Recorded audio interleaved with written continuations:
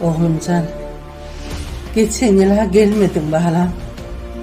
Bu yıl var geler miken? Hatta mahallaram men bilen derdinip gözlerini yolu dikýärlerdi. Şularym men bilen deň garaşýan ýaly. Näme bersem, iýka, iýanaklar da. Mahallamyňam höwür köpelik gitdi. Hatta iň ýerden gowurýan alabaýyň var. Hasam şoňa gynanýar. Şu alabaýydagy näme gatsam iýanakda. Senin gittin böyle horlanıp gitti. Bir gelle bir göräýä. Bular öýde köpelik gitdiler. Oğlumcan, bana feretsene. Akça feretsene. Entek men şuna adım oýamakda. Sen gelersin öýdüň atda kardyň diýip. Buňa ýekeci teňmelem ýok, garaja teňmeli. Bir görämiňa. Şuda dünýäň ýalyky. Vah, bana her gün çay kaynatya, her gün hem yoğla feretya, şol gözüm yoğla. Vah, ana, tügüleme, ferdar komşunu tügüleme de, görsene, şu devletli başkalar bölüm itiyada, kuğunyan, beğenyanla, buna var feride. Ayal gıyırlar bayramçılığında gör, ullarla kiçipine çelme.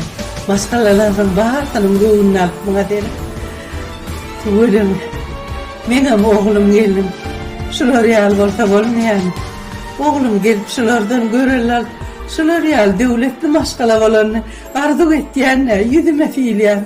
Her sapar kuvanyan şuları. Tügülüme. Alo. Oğlumca. Selamünaleyküm Nece. Aleyküm selam. Sağır. Bayram kutlu olsun Nece. Sağ ol balam, sağ ol. Başşece bu yılım kutlu. Ben ne deyip var senin iki kutlar. Balam. Bu da orada aslında oğlum. Nara bu da orada aslında. Ha, sevdim balam. Gece gıyın sana. Bana sen soğudun neresi? Ağlama sana ben emiyorum. Ben balam. Sen olmayınca. Yarısını ısırayan. Nerede bu ya? Allah arası yarsan oğlum. Böyle ya böyle. Oğlum. Ando pişmedim ben şişkalaydı. Göraydı.